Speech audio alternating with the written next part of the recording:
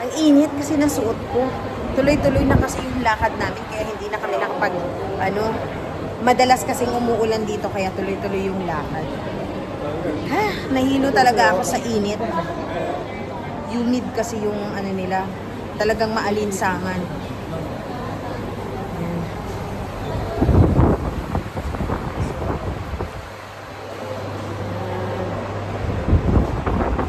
Hanggang ganyan na lang tayo. Pero actually, ang rason bakit kami nandito dahil nagpalamig kami sa aircon. Nasa ilalim kami ng aircon. Traidora ng Kalawan dito. May pagtatraidor, hindi pumapasok sa loob kasi ang init pa. Ma-regain man lang namin yung aming energy dahil na kami ay nalamigan.